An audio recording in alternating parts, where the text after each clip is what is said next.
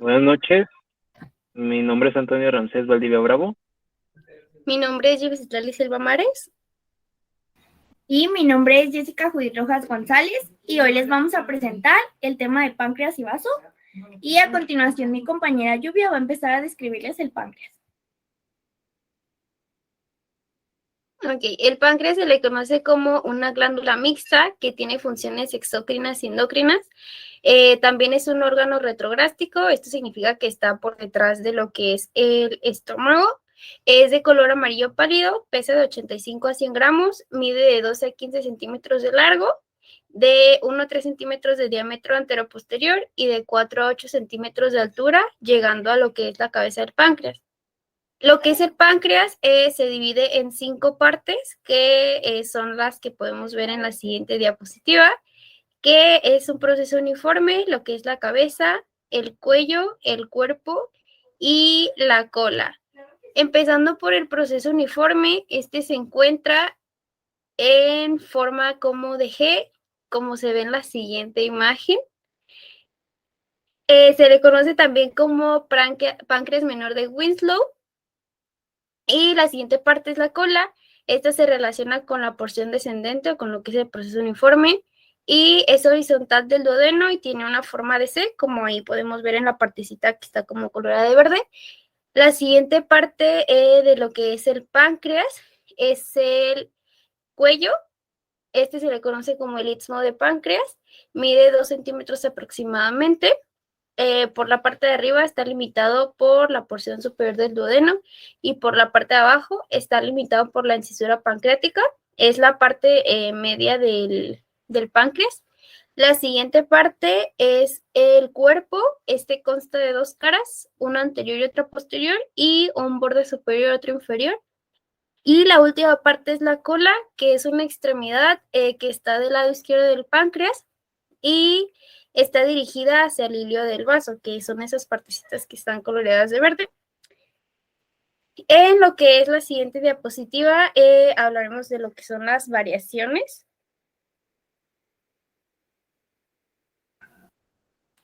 Las variaciones del páncreas es que tiene un páncreas anular que rodea por completo la porción descendente del duodeno y está a la altura de la ampolla hepatopancreática.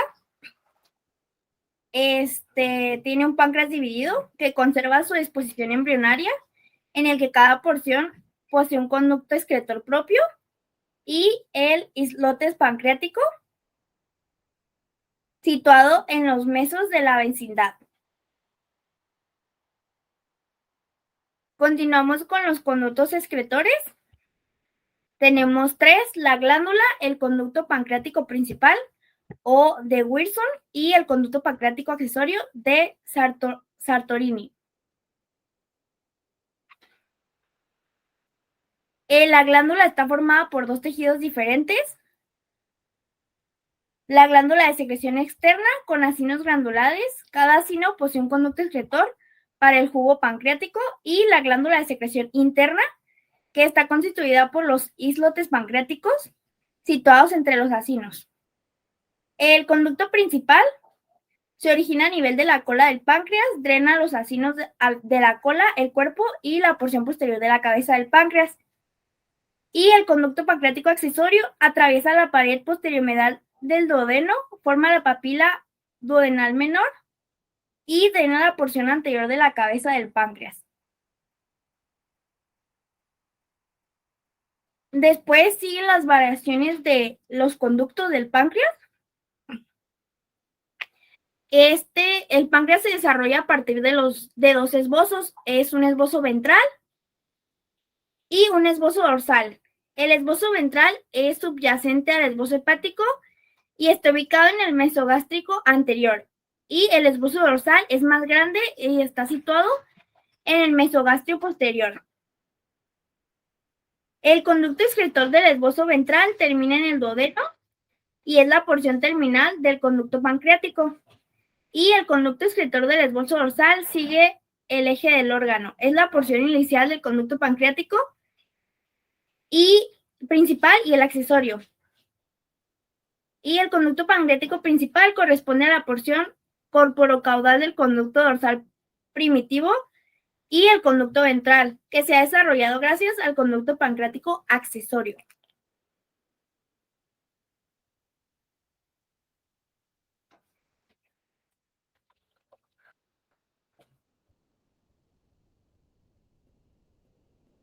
Bueno, en cuanto a la ubicación del páncreas, este se ubica a la altura de la vértebra L1 y L2 y se extiende a ambos lados de la línea media, pero este no es un órgano simétrico.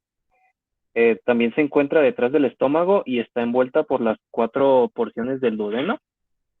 Las relaciones anatómicas las dividí en dos: las relaciones anatómicas de la cabeza y el cuello y las relaciones anatómicas del cuerpo del páncreas. En la siguiente diapositiva podemos encontrar las relaciones anatómicas de la cabeza y el cuello en la cara anterior. La cara anterior de la cabeza y el cuello se relaciona con el estómago, también se relaciona con la arteria pancreático-duodenal anterosuperior y con la arteria pancreático-duodenal anteroinferior, que sería el arco que forman estas dos arterias. En la siguiente diapositiva podemos encontrar la cara posterior, la cual se relaciona con la arteria pancreático-duodenal posterior-superior y la arteria pancreático-duodenal posterior-inferior. También se relaciona con el conducto colédoco que penetra en esta glándula. En cuanto a la cara posterior de la cabeza y el cuello, tiene una relación anatómica con la vena mesentérica superior, que como dato extra, esta junto con el tronco esplenomesentérico forman la vena porta. Y también tiene una relación con la vena cava inferior al nivel de la vena renal izquierda y la vena renal derecha, que va hacia ambos riñones. En cuanto a las relaciones anatómicas del cuerpo, cabe destacar que el cuerpo del páncreas tiene una forma de prisma triangular, la cual ofrece 3 caras: la cara anterior, posterior e inferior. Por el lado de la cara anterior, se relaciona directamente con la cara posterior del estómago. En cuanto a la cara posterior, se relaciona con la aorta abdominal el plexo celíaco, y los vasos esplénicos. También se relaciona con el riñón izquierdo y también tiene una relación con la glándula suprarrenal izquierda del riñón izquierdo. En cuanto a las relaciones anatómicas de la cara inferior del cuerpo, esta lleva 3 impresiones muy notables. La primera impresión está dada por el duodeno y la segunda impresión por las haces intestinales. También lleva una impresión por el colon transverso.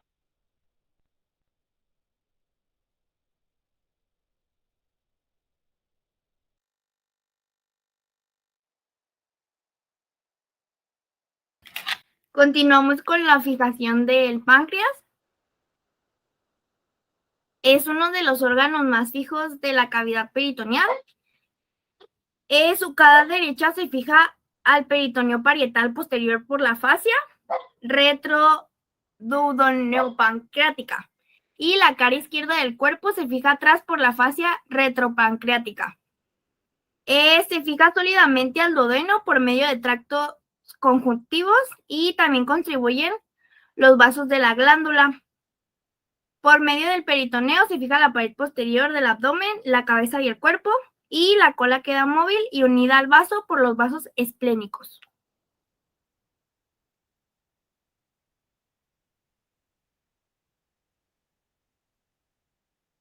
Bueno, en cuanto a las funciones del páncreas, cabe recalcar, dos principales funciones. La primera es una función exócrina, que más que nada tiene que ver con la digestión, y la otra es una función endocrina, que esta está encargada de la producción de hormonas para la regulación del metabolismo. En la siguiente diapositiva podemos observar que en cuanto a la función exócrina del páncreas, esta se da porque contiene unas glándulas que producen enzimas importantes para el proceso de la absorción de distintos nutrientes, que estos son ingeridos mediante la comida. Tiene 3 enzimas pancreáticas principales. La primera es la tripsina, que se encarga más que nada de digerir las proteínas. La segunda es la amilasa, que se encarga de la digestión de hidratos de carbono, o también llamados carbohidratos. Y la última es la lipasa, que se encarga de descomponer las grasas. Entonces, la función exócrina del páncreas es más que nada descomponer las grasas y proteínas ingeridas en porciones más pequeñas que puedan ser absorbidas por el intestino. En cuanto a la función endocrina, esta se da porque contiene un endocrino del páncreas que consta de células altamente especializadas que crean y liberan directamente, que se liberan en el torrente sanguíneo, algunas hormonas importantes para el metabolismo. Las 2 principales hormonas son la insulina, que esta actúa para reducir el azúcar en sangre tras las comidas, y la otra es el glucagón, que actúa para aumentar el azúcar en sangre en caso de necesidad, que sería en caso de ayuno.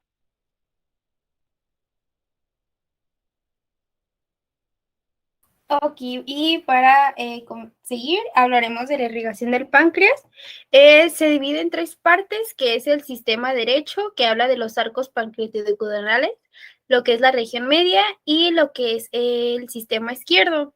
El primer sistema derecho está constituido por 2 arcos. Uno es el pancreaticoduodenal anterior y otro el posterior. Lo que es la región media está irrigada por la arteria pancreática dorsal, que por lo general nace de la parte proximal de la arteria esplénica, pero también puede originarse en la arteria hepática común. Y lo que es el sistema izquierdo viene de la arteria esplénica y de la arteria pancreática inferior y de la rama izquierda de la pancreática dorsal. En lo que es la siguiente diapositiva, vamos a observar lo que es una imagen gráfica de lo que son las arterias y las venas que rodean a lo que es el páncreas. Y en la siguiente diapositiva hablaremos de lo que son la irrigación mediante las venas. Este también se divide en 2 partes. A lo que es la derecha está irrigado por lo que es la vena gastromental, por un arco venoso pancreaticoduodenal posterior y por venas pancreáticas. Y del lado izquierdo está irrigado por venas pancreáticas que van directa a la vena esplénica y de venas dirigidas hacia el origen de la vena porta hepática. Ahí, por ejemplo, en esta imagen podemos observar cómo están más o menos acomodadas las venas, que son las que están en color azul. Ya, por ejemplo, en lo que es la siguiente imagen, hablaremos de lo que son los nodos linfáticos. De lo que es el páncreas, se divide en 4, que son los nodos linfáticos pancreáticos superiores, que se encuentran a lo largo del borde superior del cuerpo, dirigidos hacia la región celíaca o hacia el cardias. Los pancreáticos inferiores, que se encuentran, bueno, más bien drenan hacia los nodos linfáticos mesentéricos superiores. Los nodos esplénicos, ubicados desde la cola del páncreas hacia el hilio del vaso. Y los nodos pancreaticoduodenales, que están delante y detrás de la cabeza, se relacionan con el duodeno y se subdividen en partes superiores y en partes inferiores. Estos también forman parte de la irrigación de lo que es el páncreas. Ya lo que es la siguiente imagen, hablaremos de lo que es la inervación. Lo que es el páncreas tiene una inervación parasimpática, que es proporcionada principalmente por el nervio vago, y lo que es su inervación simpática, que está proporcionada por los nervios esplánicos mayor y por los nervios esplánicos menores.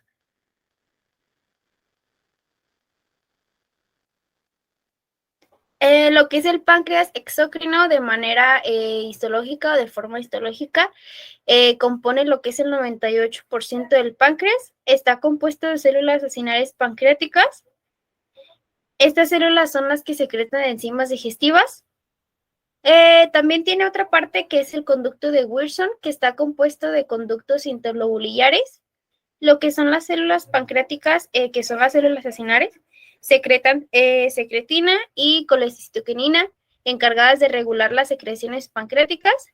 están conformadas en su mayoría por sodio bicarbonato, que lo hace alcalino y forma una parte como una base para que no pasen los ácidos hacia lo que es la parte del duodeno. Y lo que es lo siguiente sería el páncreas endocrino, que de manera histológica compone el 2% del páncreas. Tiene de 1 a 2 millones de islotes de Langerhans o de islotes pancreáticos. Existen 4 grupos, que son los grupos de células B, que secretan insulina y conforman el 70% de los islotes. Células A, células D y células polipeptidopancreáticas, que pues son las que se forman ahí con la imagen que estamos notando. Para continuar, hablaremos de lo que es el vaso, algunas generalidades y sus funciones.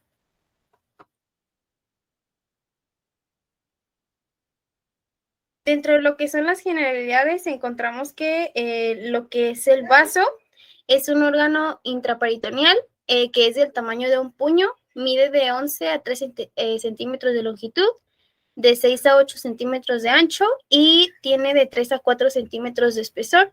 Es de color rojo oscuro, que es el que está ahí seleccionado en la imagen, que es como moradito.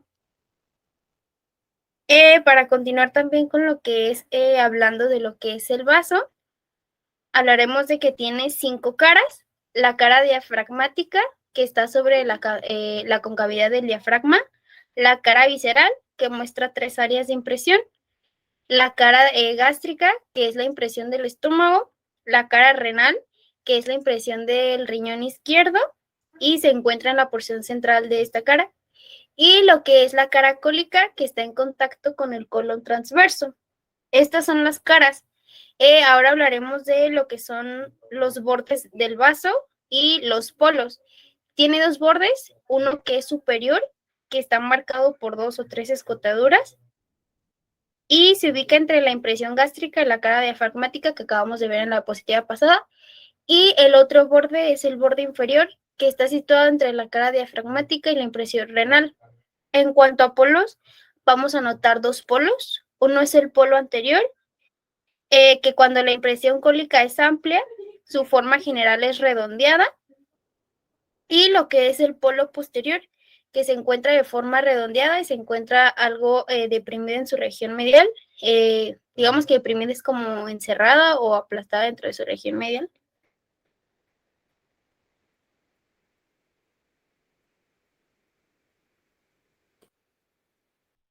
Bueno, en cuanto a las relaciones anatómicas del vaso, yo las dividí en 2 caras y 2 extremos. También tienen relaciones anatómicas en cuanto a los 2 bordes del vaso, pero realmente son muy irrelevantes. Bueno, en cuanto a las caras, tenemos 2, una cara diafragmática y una cara visceral. En la cara diafragmática va a tener una relación anatómica con la base del pulmón izquierdo, pero este solamente va a cubrir la mitad de la cara. También tiene una relación anatómica con la 9ª y 10ª costilla izquierda, como podemos ver en la imagen. El vaso es la sombra coloreada de azul. En cuanto a la cara visceral, tenemos 3 impresiones bastante notables, las cuales son la impresión gástrica, dada por la parte posterior del estómago, también la impresión cólica, dada por el colon, y por último la impresión renal, dada por la glándula suprarrenal del riñón izquierdo. En cuanto a los extremos, tenemos 2 extremos, un extremo anterior y otro posterior. En el extremo anterior, en este se apoya el ángulo esplénico del colon, como podemos ver en la imagen de la izquierda. El vaso es la estructura anatómica como color lila, entre morado y lila. Y el extremo posterior, que este básicamente tiene una relación anatómica directa con el diafragma, que sería la estructura anatómica color morado de la imagen de la derecha.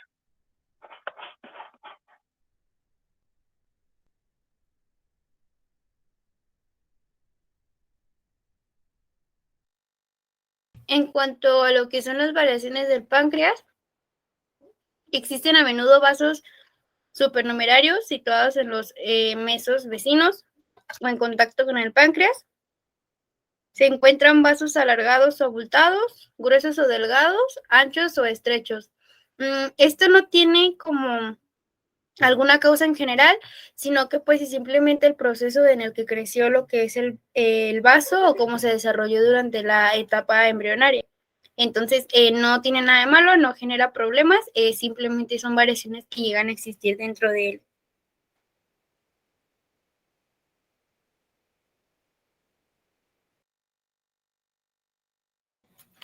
Continuamos con lo que es la raíz esplénica del vaso. Esta tiene dos planos, un plano anterior y un plano posterior. El plano anterior es gastroesplénico, con los vasos gastromentales izquierdos abajo y los vasos gástricos cortos arriba. Y el plano posterior es pancreático esplénico, con los vasos esplénicos, y es la raíz principal. Según la longitud de los vasos, su espesor y su altura se distinguen de varias formas. Las raíces esplénicas estrechas, altas y gruesas, cuya hemostasia es difícil de controlar en las cirugías. Las raíces esplénicas largas y estrechas, que son más fáciles de controlar en las cirugías. Y las raíces intermedias, que están entre estos dos, o sea que no son ni tan fáciles ni tan difíciles.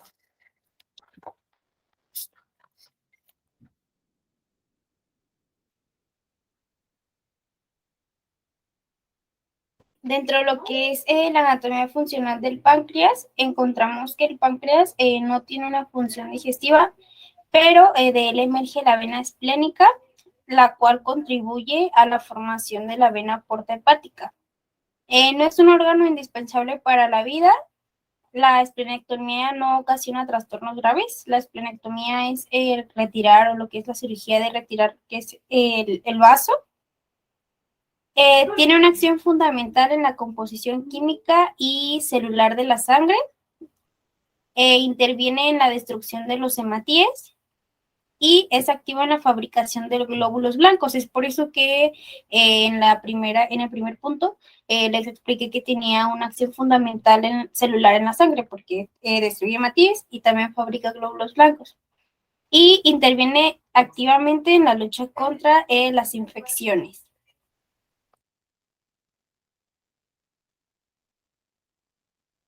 Bueno, en cuanto a la irrigación del vaso, esta va a estar dada por la arteria esplénica, que es la rama mayor del tronco celíaco.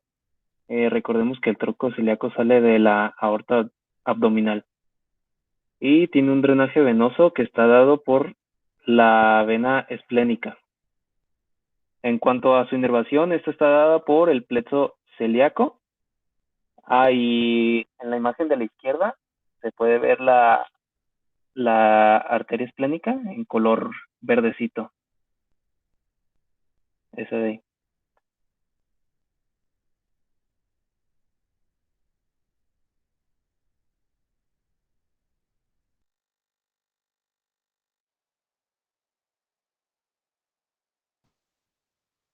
Continuamos con lo que es un poco de la histología del vaso. Este pues está formado por un tejido de aspecto esponjoso, compuesto por la reunión de folículos linfáticos esplénicos. A esto se le llama la pulpa blanca y estos están rodeados por lagunas vasculares muy amplias y se le llama la pulpa roja.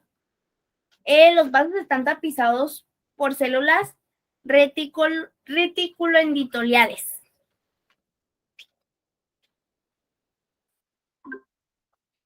Bueno, a continuación y para finalizar nuestra presentación, les daremos un pequeño resumen de lo que se trató. El páncreas es una glándula larga y plana que se encuentra en el abdomen y está ubicada detrás del estómago y produce enzimas importantes para el proceso de la digestión. También produce la insulina y el glucagón, que ayudan a controlar el nivel de glucosa. Bueno, en cuanto a la función del páncreas, básicamente se encarga de producir un jugo digestivo que contiene enzimas que descomponen químicamente los carbohidratos, grasas y proteínas. Lo que hace es destruirlos en porciones más pequeñas para que al intestino se le haga más fácil absorberlas. También el páncreas suministra el jugo digestivo al mismo intestino delgado a través de pequeños túbulos que se llaman conductos.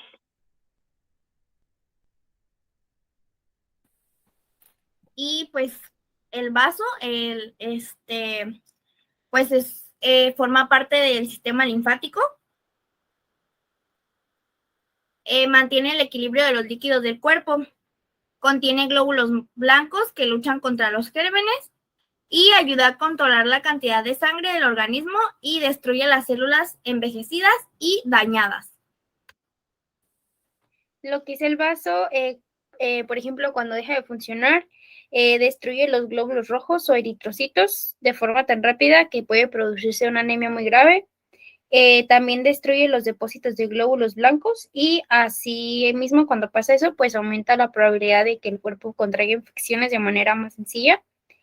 Y también cuando el vaso destruye los depósitos de plaquetas, se predispone o se suele tener hemorragias muy fuertes dentro de lo que es el organismo. Este fue pues ya un pequeño resumen para terminar lo que es nuestra presentación de páncreas y vaso. Esperemos que les haya gustado. Gracias.